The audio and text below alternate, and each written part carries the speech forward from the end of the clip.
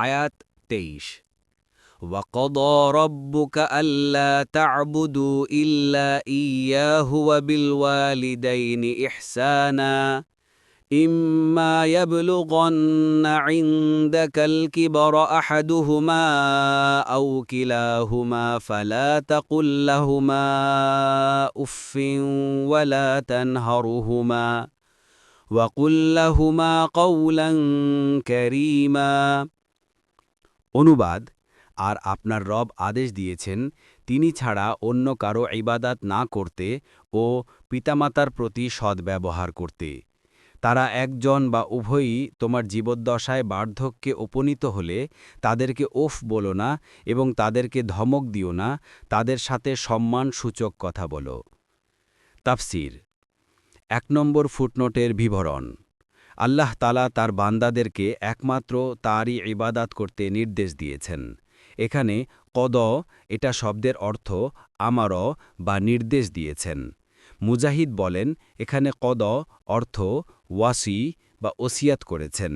ইবনে কাসির অন্য কোনো মুফাসসির বলেছেন এখানে কদ শব্দটি কদয়ে শরাঈ বা শরিয়াতগত ফয়সালা অর্থে ব্যবহৃত হয়েছে। সাদি। ২ নম্বর ফুটনোটের বিবরণ। এ আয়াতে আল্লাহ তাআলা পিতামাতার আদব, সম্মান এবং তাদের সাথে সদ্ব্যবহার করাকে নিজের ইবাদাতের সাথে একত্রিত করে ফরজ করেছেন। যেমন অন্যত্র আল্লাহ তাআলা নিজের শুকরের সাথে পিতামাতার শুকরকে একত্রিত করে অপরিহার্য করেছেন।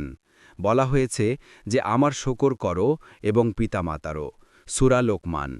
এতে প্রমাণিত হয় যে আল্লাহ তাআলার ইবাদাতের পর পিতামাতার আনুগত্য সর্বাধিক গুরুত্বপূর্ণ এবং আল্লাহ তাআলার প্রতি কৃতজ্ঞ হওয়ার ন্যায় পিতামাতার প্রতি কৃতজ্ঞ হওয়াও ওয়াজিব।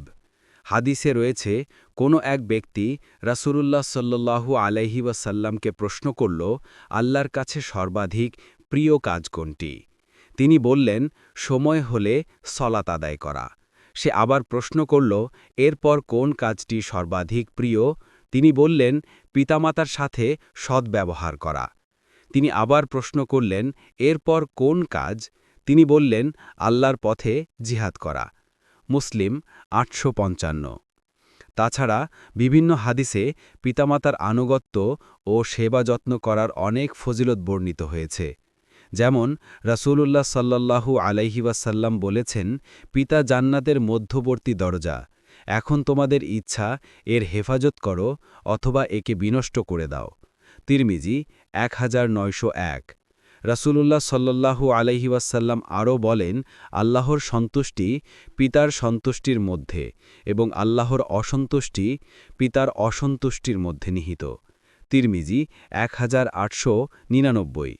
অন্য হাদিসে রাসূলুল্লাহ সাল্লাল্লাহু আলাইহি ওয়াসাল্লাম বলেছেন, সে ব্যক্তির নাক ধূলিমলিন হোক, তারপর ধূলিমলিন হোক, তারপর ধূলিমলিন হোক। সাহাবীগণ জিজ্ঞেস করলেন, হে আল্লাহর রাসূল, সে কে?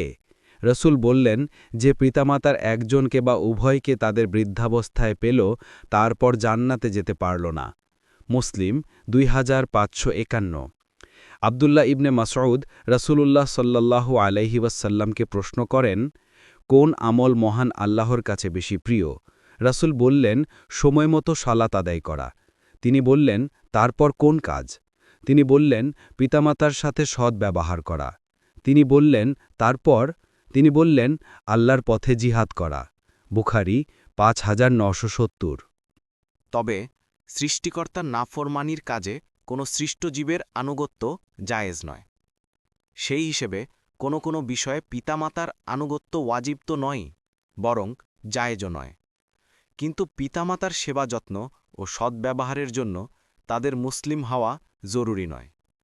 আসমা রাদিয়াল্লাহু আনহা রাসূলুল্লাহ সাল্লাল্লাহু আলাইহি ওয়াসাল্লামকে জিজ্ঞেস করেন, আমার জননী মুশরিকা, তিনি আমার সাথে দেখা করতে আসেন, তাকে আদর আপ্যায়ন করা জায়েজ হবে কি? তিনি বললেন, তোমার জননীকে আদর আপ্যায়ন করো। মুসলিম ১০০৩।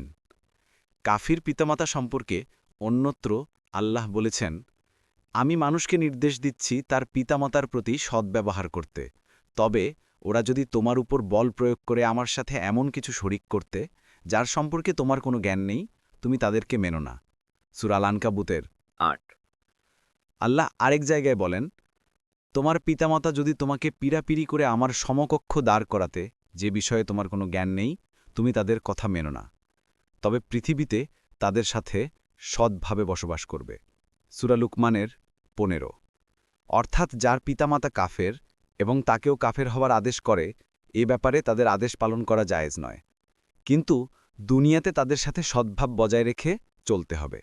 বলা বাহুল্য, আয়াতে মারুফ বলে তাদের সাথে আদর আপ্যায়নমূলক ব্যবহার বোঝানো হয়েছে। ইসলাম পিতামাতার সাথে সদ্ব্যবহারের এমনই গুরুত্ব দিয়েছে যে যদি জিহাদ ফার্জে আইন না হয়, ফার্জে কিফায়ার স্তরে থাকে, তখন পিতামাতার অনুমতি ছাড়া সন্তানের জন্যে জিহাদে যোগদান করা জায়েজ নেই। আবদুল্লাহ ইবনে আমর রদিয়াল্লাহু আনহুমা বলেন, এক লোক রাসূলুল্লাহ সাল্লাল্লাহু আলাইহি ওয়াসাল্লামের কাছে এসে জিহাদে যাওয়ার অনুমতি চাইল। তখন রাসূলুল্লাহ সাল্লাল্লাহু আলাইহি ওয়াসাল্লাম তাকে বললেন, তোমার পিতামাতা কি জীবিত? সে বলল, হ্যাঁ। রাসূল বললেন, তাহলে তুমি তাদের খেদমতেই জিহাদ করো। মুসলিম 2549। অনুরূপভাবে পিতামাতার মৃত্যুর পরে তাদের বন্ধুদের সাথে সদ্ব্যবহার করারও নির্দেশ রয়েছে। রাসূলুল্লাহ সাল্লাল্লাহু আলাইহি ওয়াসাল্লাম বলেন, কোনো লোকের জন্য সবচেয়ে উত্তম নেক কাজ হল পিতার মৃত্যুর পরে তার বন্ধুদের সাথে সদ্ব্যবহার করা। মুসলিম 2552।